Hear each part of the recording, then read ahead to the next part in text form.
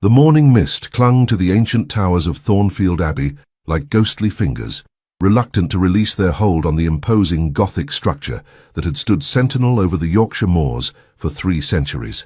From his study window on the 3rd floor, Duke Alaric Thornfield watched another carriage disappear down the winding drive, its wheels churning up clouds of dust in their haste to escape his ancestral home. That made 7. 7 young ladies who had travelled from across England, drawn by his carefully crafted letters and the promise of a ducal coronet, only to take one look at his estate and flee as though pursued by demons. "Your Grace," his butler announced from the doorway, his weathered face carefully neutral despite the morning's disappointment. "Miss Pemberton has departed. She expressed regrets about a sudden family emergency."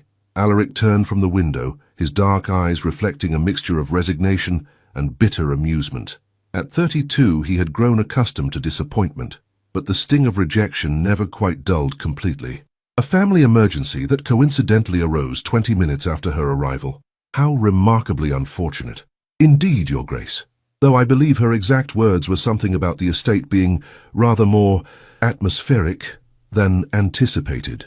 Alaric couldn't suppress a dry laugh. Atmospheric. That was certainly one way to describe Thornfield Abbey, with its soaring Gothic arches, ancient gargoyles, and the persistent rumours that had followed his family for generations. The locals whispered of curses and hauntings, of the Thornfield men who were destined to live and die alone within these walls. Perhaps they were right. He moved to his desk, where neat stacks of correspondence awaited his attention. Letters from estate managers, political associates, and buried somewhere beneath the official business, the personal responses to his matrimonial advertisement that had appeared in select publications across England. The advertisement itself had been a moment of desperate inspiration, born from too many lonely evenings and the growing pressure from his solicitors about the need for an heir. Rather than subjecting himself to another London season filled with simpering debutantes who saw only his title and fortune, he had decided to seek a bride through the written word. "A gentleman of noble birth seeks a lady of intelligence and character for matrimony," the advertisement had read. "Those interested in a union based on mutual respect and intellectual compatibility are invited to correspond. Beauty of mind valued above beauty of face." The responses had been overwhelming. Dozens of letters from women across the country, each hoping to capture the attention of an anonymous duke. But it was through the correspondence that followed that Alaric had discovered something he had never expected to find: genuine connection. Writing to these women, sharing his thoughts on literature, philosophy, and the complexities of modern society, he had felt more alive than he had in years. Behind the safety of pen and paper, he could be himself, not the brooding Duke of Thornfield with his intimidating estate and family reputation, but simply a man seeking understanding and companionship. The problem, it seemed, was that the reality of Thornfield Abbey proved rather more daunting than his eloquent letters suggested. "Your Grace," the butler continued, "there is one more carriage approaching, the final lady from your correspondence." Alaric felt his heart sink. Miss Cecilia Whitmore, the woman whose letters had captivated him more than any other, whose wit and intelligence had shone through every carefully crafted sentence. She was the one he had most hoped to meet, and therefore the one whose inevitable departure would sting the most. "Very well. Show her to the blue drawing-room when she arrives.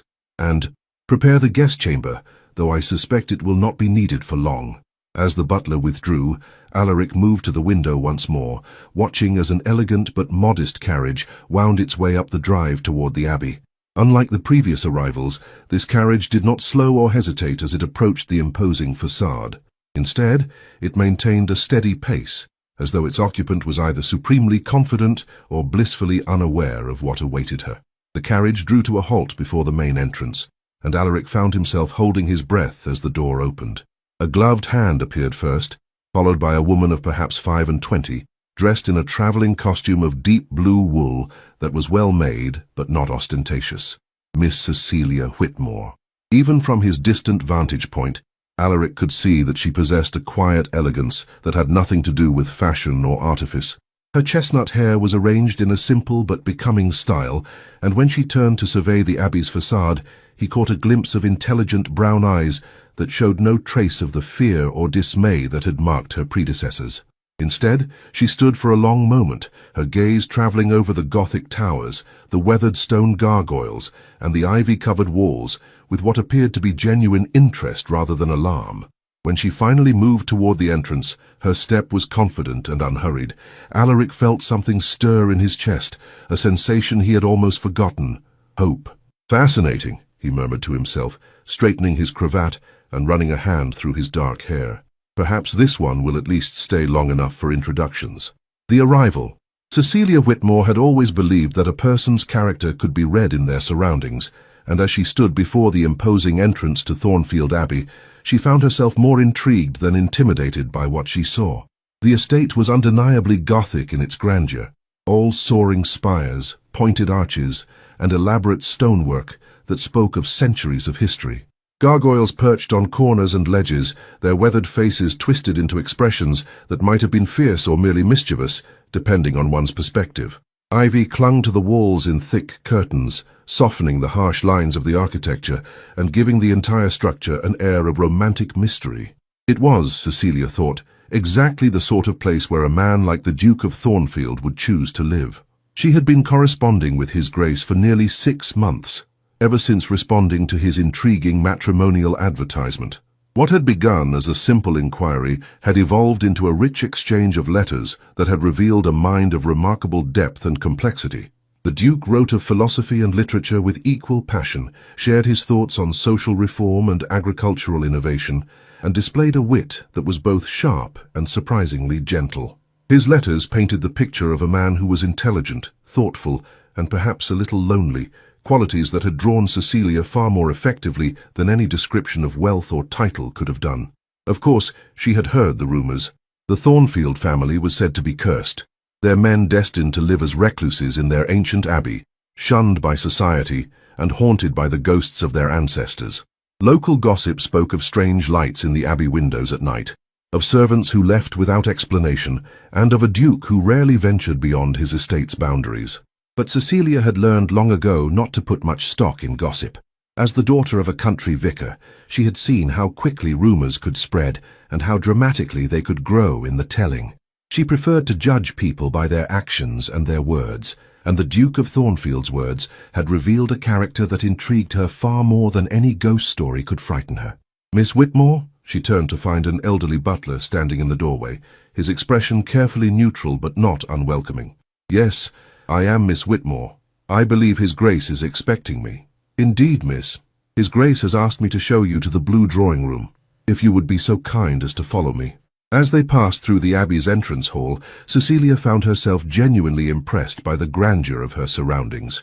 The space soared above them, supported by ribbed vaulting that drew the eye upward to windows of stained glass that cast jeweled patterns across the stone floor. Portraits of long-dead Thornfield ancestors lined the walls, their painted eyes seeming to follow her progress with expressions ranging from stern disapproval to mild curiosity. "The Abbey is quite remarkable," Cecilia observed as they walked. "How long has it been in the Thornfield family?" 3 centuries, miss. Built by the first Duke of Thornfield after he was granted the title by King Charles II. The family has resided here ever since. And the current Duke, has he lived here long? The butler's step faltered almost imperceptibly. "His Grace inherited the title at the age of 18, miss.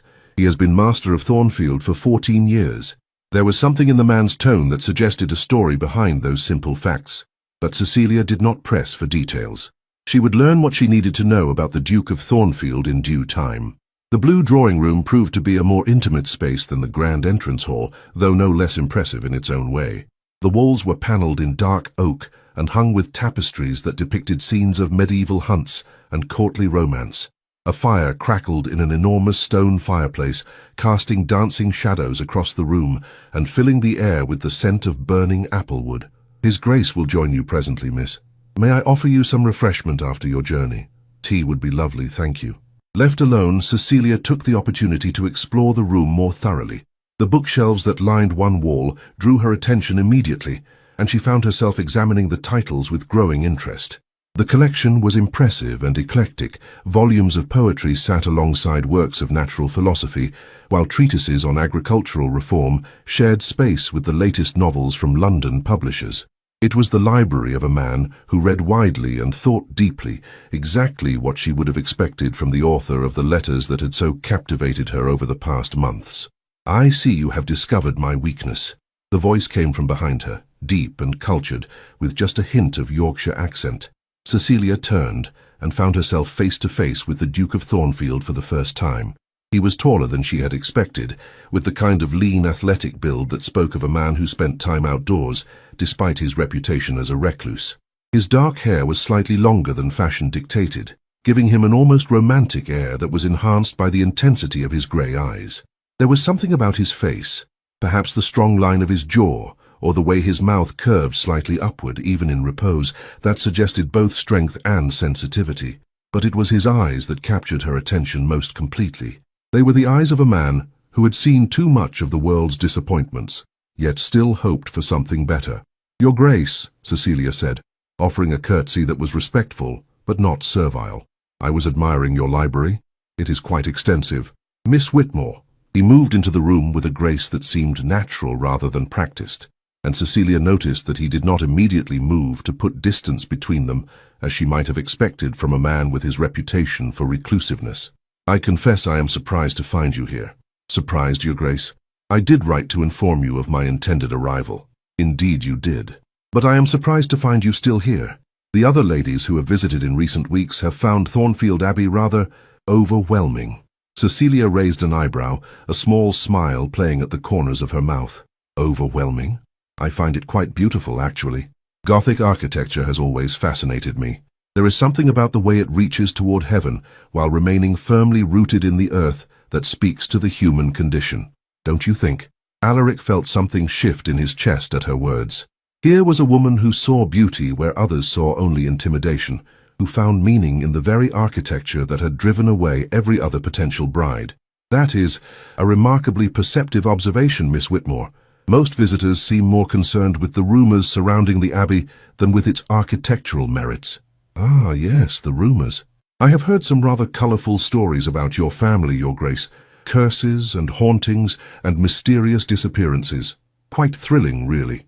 Alaric studied her face carefully, looking for signs of the fear or superstition that had marked the expressions of his previous visitors. Instead, he found only intelligent curiosity and what appeared to be genuine amusement. "You find the idea of curses thrilling rather than terrifying?" "I find the idea of curses rather unlikely, Your Grace. In my experience, most mysteries have perfectly rational explanations once one takes the trouble to look for them. As for hauntings—" She paused, her eyes twinkling with mischief. "Well, I suppose we are all haunted by something, are we not?" The observation was so unexpected, so perfectly in tune with his own thoughts, that Alaric found himself genuinely smiling for the first time in weeks. "Indeed we are, Miss Whitmore. Indeed we are." At that moment, the butler returned with a tea service, and Cecilia found herself grateful for the brief interruption. There was something about the Duke's presence that was both compelling and slightly overwhelming, not in the way that his estate had apparently overwhelmed her predecessors, but in the way that a particularly intense piece of music or poetry could overwhelm the senses. He was exactly what she had expected from his letters, and yet completely different. The intelligence was there, as was the sensitivity she had sensed in his written words. But there was also a magnetism, a physical presence that no amount of correspondence could have conveyed. "Tell me, Miss Whitmore," Alaric said, as he settled into the chair across from hers, "what brings you to Yorkshire? Aside from my charming correspondence, of course." "Curiosity, primarily," Cecilia replied, accepting a cup of tea with a grateful smile. "Your letters painted such a vivid picture of a man of intelligence and depth that I found myself quite eager to discover whether the reality matched the correspondence." "And your verdict?" "Still forming, Your Grace." "Still. Though I must say, your taste in literature is even more impressive in person than it appeared on paper. You are welcome to borrow anything that interests you during your stay. I find that books are meant to be shared, not hoarded." "How long do you anticipate my stay will be, Your Grace?" The question was asked lightly, but Alaric sensed a deeper meaning behind it. Was she testing him? Trying to determine whether he expected her to flee like the others? "That depends entirely on you, Miss Whitmore. You are welcome to stay as long as you wish. I had thought perhaps we might spend some time getting to know each other beyond our correspondence, if that would be agreeable to you." "I think that would be very agreeable indeed, Your Grace." As they continued their conversation, Alaric found himself relaxing in a way he had not experienced in years. Miss Whitmore was everything her letters had suggested and more, intelligent, witty, and possessed of a warmth that seemed to fill the room. She asked thoughtful questions about his estate and his work, showed genuine interest in his opinions on subjects ranging from agricultural reform to the latest novels, and displayed a sense of humor that perfectly complemented his own. Most remarkably, she showed no signs of the nervousness or fear that had marked his interactions with other visitors. She seemed genuinely comfortable in his presence, as though she had already decided that whatever rumors surrounded him were irrelevant to her own judgment. "Miss Whitmore," he said as the afternoon drew toward evening, "I hope you will not think me presumptuous, but I would very much like to show you more of the estate tomorrow if you are interested. The gardens are quite beautiful at this time of year, and there are some aspects of the Abbey's history that I think might interest you." "I would like that very much, Your Grace. I confess I am quite curious about the history of this place." "Excellent. And Miss Whitmore, thank you." "For what, Your Grace?" "For staying, for seeing beauty where others see only shadows, for giving me hope that perhaps the rumors about my family's curse might finally be proven wrong." As Cecilia made her way to her guest chamber that evening, guided by a soft-spoken housekeeper through corridors lit by flickering candlelight, she found herself reflecting on the remarkable day she had experienced. The Duke of Thornfield was nothing like what she had expected, and yet exactly what she had hoped for. His letters had revealed his intelligence and sensitivity, but they had not prepared her for the magnetic presence of the man himself, or for the way his rare smiles seemed to transform his entire countenance. There was a sadness about him, a loneliness that spoke of years spent in isolation, but there was also a strength and dignity that commanded respect. She could see why the local gossips might find him mysterious. He was not a man who revealed himself easily, but she had detected nothing sinister in his manner, nothing that would justify the fearful rumors that surrounded his family. If anything, she found herself drawn to him in a way that surprised her with its intensity. She had come to Yorkshire out of curiosity and a desire for adventure, but she was beginning to suspect that she might find something much more significant than either. As she prepared for bed in the beautifully appointed guest chamber, Cecilia made a decision that would change the course of both their lives. She would stay. The Gardens of Secrets. The morning dawned clear and bright, with the kind of crisp autumn air that made every breath feel invigorating. Cecilia woke to find sunlight streaming through the tall windows of her chamber, casting warm golden patterns across the Persian carpet and illuminating the intricate tapestries that adorned the walls. A soft knock at her door announced the arrival of a young maid with a breakfast tray and the news that His Grace would be delighted to escort her through the gardens whenever she was ready. "His Grace mentioned that you might enjoy seeing the rose garden, miss," the maid said, as she arranged the breakfast things on a small table by the window. "It's quite lovely this time of year, though not many visitors take the time to appreciate it properly." "Not many visitors appreciate the gardens." The maid's cheeks colored slightly. "Well, miss, most of the ladies who come to visit, they don't stay long enough to see much of anything, if you take my meaning." Cecilia smiled at the girl's diplomatic phrasing. "I see. Well, I am very much looking forward to exploring the grounds thoroughly. Please tell His Grace that I will be ready within the hour." An hour later, Cecilia found herself walking beside Alaric through a landscape that seemed designed to showcase the beauty of the English countryside. The formal gardens near the house gave way to more natural plantings as they moved away from the abbey, and everywhere she looked, she saw evidence of careful planning and loving maintenance. "The gardens were designed by my great-grandfather," Alaric explained as they paused beside a fountain where water danced in crystalline arcs. "He was something of a romantic, I'm told. He wanted to create a space where beauty and nature could exist in harmony." "He succeeded admirably," Cecilia said, her eyes taking in the carefully arranged beds of late-blooming roses and the graceful pathways that wound between ancient oak trees. "There is something almost magical about this place.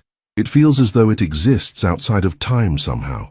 "That is exactly how I have always felt about it," Alaric replied, and there was something in his voice that made Cecilia look at him more closely.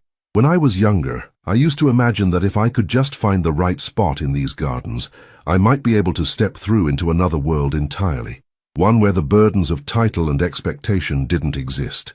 The admission was so unexpectedly personal that Cecilia felt her heart skip a beat. Here was a glimpse of the man behind the ducal facade, the lonely boy who had grown up in this magnificent but isolated place. "And did you ever find such a spot?"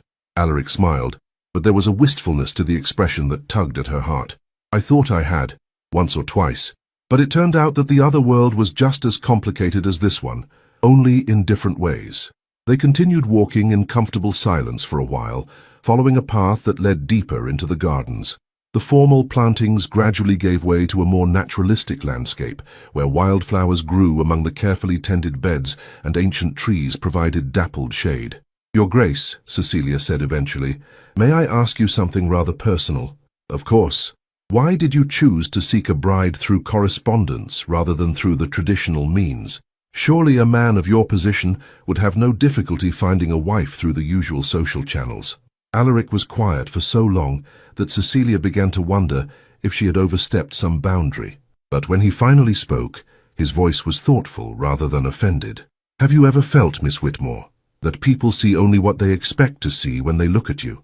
That they have formed their opinions before you have even spoken a word?" "I think most people have experienced that to some degree," Cecilia replied carefully. "Though I suspect the experience is rather more pronounced when one holds a title." "Precisely. When I enter a ballroom, young ladies see a duke, a title, a fortune, a means to social advancement. They do not see a man who enjoys poetry and philosophy, who spends his evenings reading rather than gambling, who would rather discuss agricultural innovation than the latest gossip from court. And through correspondence, you hope to find someone who would see the man rather than the title. I hope to find someone who would come to know my mind before they were influenced by my circumstances. Someone who might value intelligence and character over rank and fortune. And yet, when they arrived here, they were still influenced by your circumstances, just not in the way you had hoped." Alaric stopped walking and turned to face her, his grey eyes searching her face with an intensity that made her breath catch. "And you, Miss Whitmore? Are you influenced by my circumstances?" Cecilia considered the question seriously, aware that her answer would set the tone for everything that followed between them. "I would be lying if I said I was completely unaware of your title and position, Your Grace, but I confess that what drew me to respond to your advertisement was not the prospect of becoming a duchess, but rather the intelligence and sensitivity I perceived in your letters. You wrote about ideas and emotions with a depth that suggested a man worth knowing, regardless of his social standing. And now that you have met the man behind the letters, what is your assessment?" "I think," Cecilia said softly, "that your letters did not do you justice. They revealed your mind admirably, but they could not convey your presence, your magnetism. You are a man who commands attention not through his title, but through his character." The compliment seemed to affect Alaric more deeply than she had expected. For a moment, his carefully controlled expression slipped, revealing a vulnerability that made her heart ache. "Miss Whitmore, Cecilia. May I call you Cecilia? I would like that very much." "Alaric." "Cecilia, I must tell you something. Something that the other ladies who visited discovered to their dismay, and which may change your opinion of me entirely." "What is it?" Alaric looked away, his jaw tightening as though he were preparing himself for an unpleasant task. "The rumors about my family, they are not entirely without foundation. There is a reason why the Thornfield men have historically lived alone, why we have struggled to maintain lasting relationships. We are different, Cecilia, in ways that most people find disturbing." "Different how?" "We see things, Cecilia, things that others cannot see. We hear voices that speak from beyond the veil between this world and the next. The Abbey is inhabited by more than just the living." Cecilia stared at him, trying to process what he had just told her. The rational part of her mind wanted to dismiss his words as fantasy or delusion, but the sincerity in his voice and the pain in his eyes suggested that he believed absolutely in what he was saying. "You see ghosts? Spirits of those who lived and died within these walls over the centuries. They are not malevolent for the most part, but their presence is quite constant. They speak to me, sometimes offer guidance, sometimes simply seek acknowledgement of their continued existence. It is a gift that has been passed down through the male line of my family for generations. A gift that has kept your family isolated. A curse that has kept us isolated," Alaric corrected bitterly. "Most people cannot tolerate the idea of sharing their lives with someone who communes with the dead. The previous ladies who visited, once they learned the truth, they could not leave quickly enough." Cecilia was quiet for a long moment, her mind racing as she tried to reconcile this revelation with everything else she knew about Alaric. The man who had written those thoughtful, sensitive letters was the same man who claimed to see and speak with spirits. The Duke, who had shown her such courtesy and respect, was also someone who lived with a supernatural burden that had isolated him from normal human connection. "Alaric," she said finally, "may I ask you something? Anything? Do these spirits, do they cause you pain? Are you afraid of them?" The question seemed to surprise him. No, they do not cause me pain. If anything, they provide a kind of companionship. It is the living who have caused me the most suffering, through their fear and rejection. Then I fail to see why this should change my opinion of you." Alaric stared at her, as though she had spoken in a foreign language. "Cecilia, I have just told you that I commune with the dead, that I see and speak with spirits on a regular basis. Most people would consider that evidence of madness at best, demonic possession at worst. Most people have not had the benefit of corresponding with you for 6 months, Cecilia replied calmly.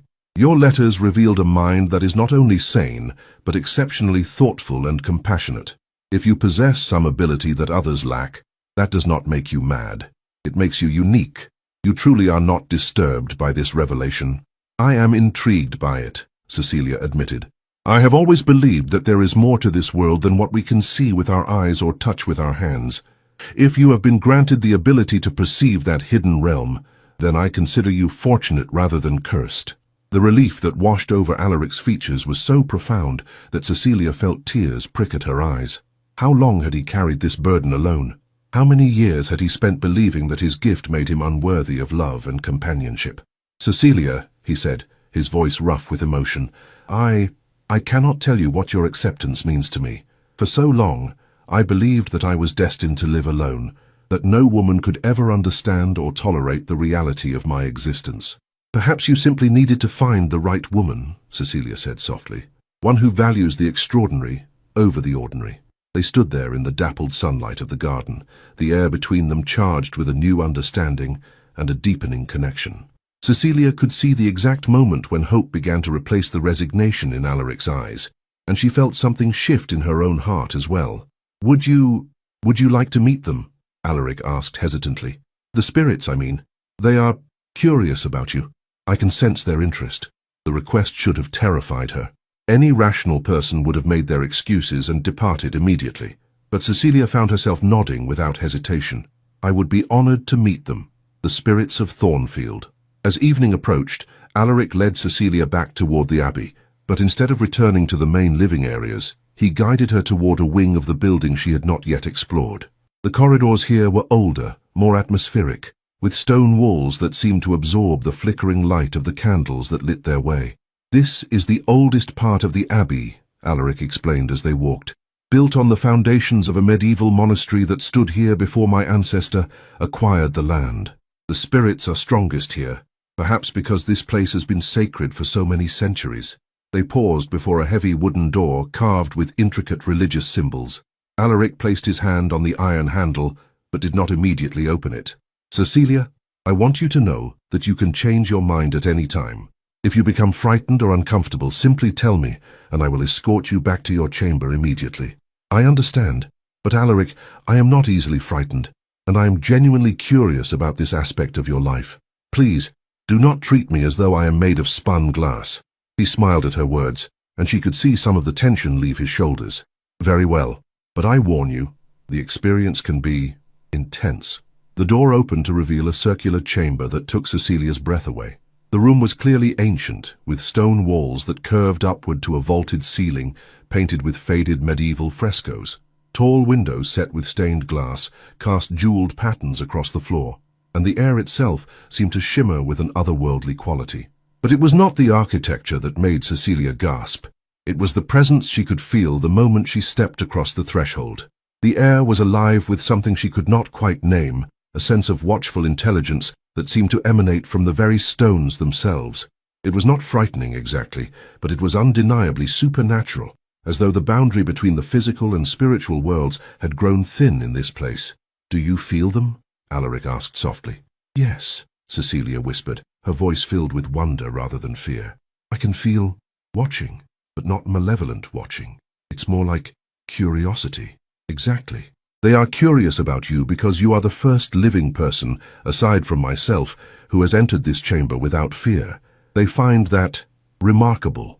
As if summoned by his words, the air in the chamber began to shift and shimmer more intensely. Cecilia found herself holding her breath as shapes began to coalesce in the dancing light, not solid forms, but suggestions of human figures that seemed to be made of moonlight and shadow. "Lady Margaret," Alaric said, addressing what appeared to be the figure of an elegant woman in medieval dress.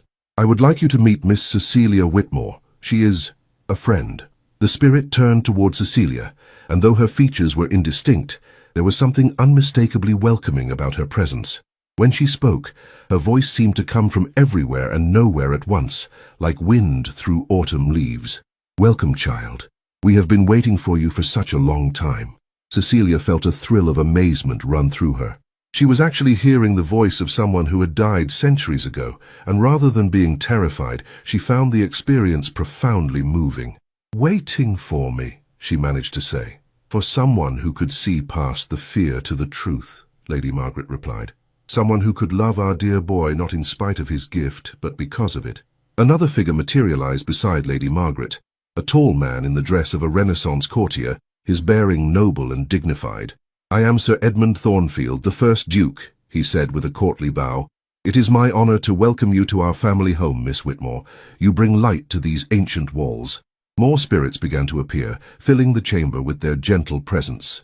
Cecilia saw men and women from different eras, all bearing the unmistakable features of the Thornfield bloodline, all regarding her with expressions of hope and approval. "They are all your ancestors?" Cecilia asked Alaric in wonder. "Most of them. Some are former servants who chose to remain after death. Others are monks from the original monastery. They have become something of an extended family over the years." Alaric continued, his voice filled with genuine affection. "They offer counsel when I need it, companionship when I am lonely, and wisdom drawn from centuries of experience." A younger spirit stepped forward, a woman who appeared to be in her 20s, dressed in the fashion of the previous century. Her presence radiated warmth and mischief. "I am Lady Catherine, Alaric's great-aunt," she said with a playful curtsy. "I died young, unfortunately, but I have had the pleasure of watching over this family for decades. And I must say, Miss Whitmore, you are exactly what we have been hoping for." "What do you mean?" Cecilia asked, her curiosity overcoming any lingering nervousness. "For generations, the men of our family have been gifted with the ability to see and speak with spirits," Lady Catherine explained. "But the gift has come at a terrible cost: isolation, loneliness, the inability to form lasting relationships with the living. We have watched our descendants struggle with this burden, seen them grow old alone because they could not find someone who would accept them as they are." "But you are different," Sir Edmund added. "You see the gift for what it truly is, not a curse but a blessing. Not something to fear, but something to celebrate." Cecilia looked around the chamber at all the faces watching her with such hope and approval, and she felt a deep sense of rightness settle over her. These spirits were not frightening specters, but a loving family who had been waiting for someone to break the cycle of loneliness that had plagued their bloodline. "I am honored to meet you all," she said, addressing the assembled spirits with genuine warmth. "And I want you to know that I do not see Alaric's ability as a burden or a curse. I see it as a gift that allows him to bridge two worlds, to offer comfort to those who have passed while bringing their wisdom to the living." A collective sigh of relief seemed to ripple through the chamber, and Cecilia could feel the spirit's joy as a tangible presence in the air. "She is perfect for you, my dear boy," Lady Margaret said to Alaric, her voice filled with maternal affection. "Do not let this one escape as the others did." Alaric's cheeks colored slightly at his ancestor's directness, but his eyes were fixed on Cecilia with an intensity that made her heart race. "I have no intention of letting her escape," he said softly. "If she will have me." The spirits began to fade as the evening light dimmed, but their presence remained as a warm, approving energy that seemed to bless the connection growing between Alaric and Cecilia. "We will leave you two to speak privately," Lady Catherine said with a knowing smile. "But know that you have our blessing, both of you." As the last of the spirits disappeared, leaving Alaric and Cecilia alone in the ancient chamber, the silence that fell between them was charged with possibility. "Cecilia," Alaric said, his voice rough with emotion, "I must ask you directly. After everything you have seen and learned today, could you imagine a life here? With me? With all of this?" Cecilia moved closer to him, her brown eyes reflecting the flickering candlelight as she considered his question. When she spoke, her voice was steady and sure. "Alaric, I came to Yorkshire seeking adventure and perhaps a marriage of convenience, but what I have found here is so much more than I ever dared to hope for. I have found a man of extraordinary depth and character, a family that spans centuries, and a love that transcends the boundaries between worlds." "Love?" Alaric repeated, his eyes searching her face. "Yes, love," Cecilia said, reaching up to touch his cheek gently. "I love your intelligence, your kindness, your courage in bearing a burden that would have broken a lesser man. I love the way you see beauty in the darkness and find meaning in the mysterious. And yes, I love your gift, because it is part of what makes you extraordinary." Alaric's response was to pull her into his arms and kiss her with a passion that had been building since the moment they first met. It was a kiss that spoke of loneliness finally ended, of hope finally fulfilled, of two souls recognizing their perfect match. When they finally broke apart, both were breathless and trembling with the intensity of their connection. "Marry me, Cecilia," Alaric said, his forehead resting against hers. "Not because it is convenient or practical, but because I love you with every fiber of my being. Because you have brought light into my darkness and hope into my despair." "Yes," Cecilia whispered, tears of joy streaming down her cheeks. "Yes, I will marry you. I will be your duchess, your partner, your companion in this extraordinary life you lead." The wedding preparations. The weeks that followed their engagement passed in a whirlwind of activity as Thornfield Abbey prepared for its first wedding in over a generation. Cecilia threw herself into the preparations with enthusiasm, delighting in the opportunity to bring new life and joy to the ancient halls. "The spirits are beside themselves with excitement," Alaric told her one morning as they walked through the gardens, discussing plans for the ceremony. "Lady Catherine has been offering advice on everything from flowers to music, and Sir Edmund insists that the ceremony must be held in the chapel where he was married 3 centuries ago." "I think that sounds perfect," Cecilia replied, her face glowing with happiness. "I want our wedding to honor the history and traditions of this place while celebrating the new chapter we are beginning together." The Abbey's staff, initially skeptical about yet another potential bride, had quickly warmed to Cecilia's genuine interest in their work, and her respectful treatment of everyone from the head butler to the youngest scullery maid. Word had spread throughout the household that this lady was different, that she had not only stayed, but had embraced the supernatural aspects of life at Thornfield with remarkable grace. "Miss Whitmore," the housekeeper said one afternoon, as Cecilia reviewed menu plans for the wedding breakfast, "if I may be so bold, the entire staff is delighted by your engagement to His Grace. We have never seen him so happy, so alive. You have brought a light to this house that has been missing for far too long." "Thank you," Cecilia replied warmly. "That means more to me than you know. I hope to make this house a home filled with warmth and laughter, while still honoring its remarkable history." As the wedding day approached, Cecilia found herself spending more and more time in the spirit chamber, developing relationships with Alaric's supernatural family that brought her immense joy. Lady Catherine had become something of a confidant, offering advice on everything from household management to marriage. "You must be firm with him about certain things," Lady Catherine advised during one of their conversations. "The men of this family have a tendency to become too absorbed in their duties and responsibilities. You must insist that he make time for joy, for spontaneity, for the simple pleasures of life." "I will keep that in mind," Cecilia promised with a smile. "Though I suspect that Alaric's capacity for joy has been awakened by our love. I see it in his eyes, in the way he smiles now. He is not the same man who wrote those first lonely letters." "No, he is not," Lady Margaret agreed, materializing beside her great niece. "You have given him something we could not, the love of a living woman who accepts him completely. For that, our entire family is in your debt." The night before the wedding, Cecilia sat in her chamber, writing in the journal she had kept since arriving at Thornfield. As she reflected on the extraordinary journey that had brought her to this moment, she felt a profound sense of gratitude for the courage that had led her to respond to Alaric's advertisement. "Tomorrow I become the Duchess of Thornfield," she wrote. "But more importantly, tomorrow I marry the man I love with all my heart. I came to Yorkshire seeking adventure and found my destiny. I sought a marriage of convenience and discovered a love that transcends the boundaries between worlds. The spirits of Thornfield have welcomed me as family, and I will spend the rest of my life honoring their trust and supporting the remarkable man they have chosen to love. A soft knock at her door interrupted her writing. When she opened it, she found Alaric standing in the corridor, his face glowing with anticipation and love. "I know it is improper for me to visit you the night before our wedding," he said, "but I could not sleep, and the spirits informed me that you were awake as well. I wanted to give you something." He held out a small velvet box, and when Cecilia opened it, she gasped at the sight of the most beautiful ring she had ever seen. It was clearly ancient, with an intricate setting that held a large sapphire surrounded by diamonds that caught the candlelight and threw it back in brilliant sparkles. "It belonged to the first Duchess," Alaric explained as he slipped it onto her finger. "Sir Edmund commissioned it for his bride, and it has been waiting in the family vault for the next Duchess of Thornfield. The spirits insisted that you should have it tonight, as a symbol of your acceptance into the family." "It is magnificent," Cecilia breathed, admiring the way the ancient jewel seemed to glow with its own inner light. "I am honored to wear it."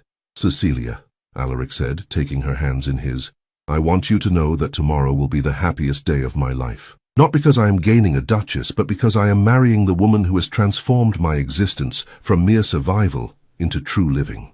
And I want you to know," Cecilia replied, standing on her tiptoes to kiss him gently, "that I have never been more certain of anything in my life. I love you, Alaric Thornfield, and I cannot wait to begin our extraordinary life together." The wedding. The morning of the wedding dawned clear and bright, with autumn sunlight streaming through the stained glass windows of Thornfield Abbey's ancient chapel. The small church, which had stood empty for so many years, had been transformed into a bower of beauty, with white roses and ivy adorning every surface, and candles casting a warm golden glow over the assembled guests. The guest list was small but distinguished. A few close friends of Alaric's from his university days, some local nobility who had maintained cordial relations with the Thornfield family despite the rumors, and Cecilia's father, who had travelled from his parish with a mixture of bewilderment and delight at his daughter's extraordinary match. But the most important guests were invisible to most of the assembled company. The spirits of Thornfield had gathered in force for the occasion, filling the chapel with their benevolent presence and blessing the union with their approval. "They are all here," Alaric murmured to Cecilia as they stood at the altar, his voice filled with wonder. "Every duke and duchess, every member of our family who has ever lived within these walls, they have come to welcome you home." Cecilia, radiant in a gown of ivory silk that had been specially created for the occasion, smiled up at her husband-to-be with eyes that sparkled with joy and love. "I can feel them," she whispered back. "Their love, their approval, their joy. It is like being embraced by centuries of family affection." The ceremony itself was beautiful in its simplicity and profound in its meaning. The elderly vicar who had agreed to perform the service spoke eloquently about the sacred nature of marriage, the importance of love that transcends the ordinary boundaries of existence, and the blessing of finding one's perfect match. When it came time for the vows, Alaric and Cecilia had chosen to speak their own words, and there was not a dry eye in the chapel as they pledged their love and devotion to each other. "Cecilia," Alaric said, his voice strong and clear despite the emotion that threatened to overwhelm him, "you came into my life like sunlight, breaking through storm clouds, bringing warmth and hope where there had been only shadow and solitude. You saw past the rumors and fears to the man beneath, and you loved me not in spite of my differences, but because of them. I promised to cherish you, to protect you, to support your dreams, and share your burdens for all the days of my life." "Alaric," Cecilia replied, her voice trembling with the depth of her feelings, "I sought a marriage of convenience and found instead a love that defies all convention and expectation. You have shown me wonders I never imagined, introduced me to a family that spans centuries, and taught me that the greatest adventures are not found in distant lands, but in the courage to love without reservation. I promise to stand beside you, to share in your extraordinary gift, and to build with you a life filled with joy, wonder, and endless possibility." When the vicar pronounced them husband and wife, the kiss they shared was witnessed not only by their living guests, but by the assembled spirits of Thornfield, who filled the chapel with such joy and approval that even those without supernatural sight could feel the extraordinary nature of the moment. The wedding breakfast that followed was a celebration unlike any other in the Abbey's long history. The great hall had been decorated with autumn flowers and lit by hundreds of candles, creating an atmosphere of warmth and festivity that seemed to banish the shadows that had lingered in the ancient building for so long. "Your Grace," one of the guests said to Cecilia, as the meal drew to a close, "I must tell you how delighted we all are by this match. The Duke has seemed like a different man these past weeks, happier, more at peace. You have clearly been a wonderful influence on him." "The influence has been entirely mutual," Cecilia replied with a radiant smile. "Alaric has opened my eyes to wonders I never imagined possible. I consider myself the most fortunate woman in England."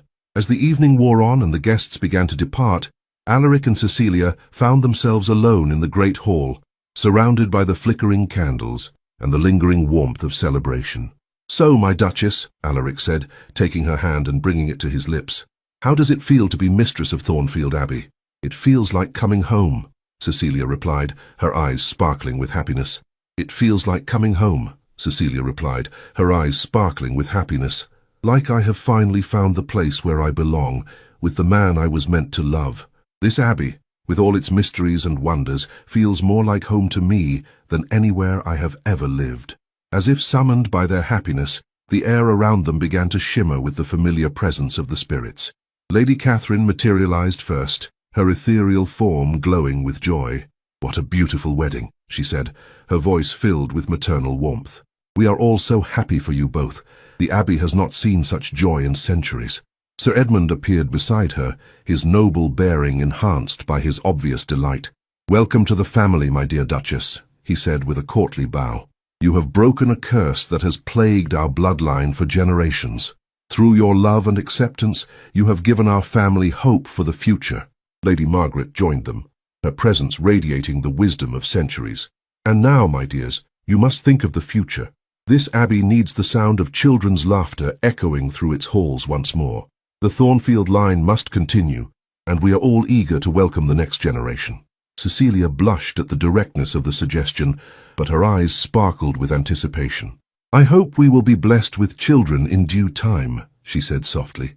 "Children who will grow up knowing they are part of something extraordinary, who will learn to value both the seen and unseen worlds. Children who will inherit their father's gift and their mother's wisdom," Alaric added, pulling his wife closer. "Who will never have to feel ashamed or isolated because of their abilities." The spirits began to fade as the night deepened, but their blessing remained as a warm, loving presence that seemed to permeate the very stones of the abbey. "We will leave you to your wedding night," Lady Catherine said with a knowing smile. "But know that we are always here if you need us, always watching over our family with love and protection."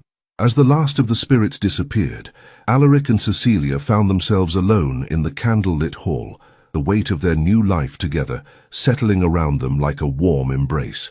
"My love," Alaric said, sweeping Cecilia into his arms, "shall I carry you over the threshold of our new life together?" "I think," Cecilia replied with a laugh that echoed through the ancient halls, "that we have already crossed that threshold together. But yes, my husband, carry me to our chamber, and let us begin this extraordinary adventure as one."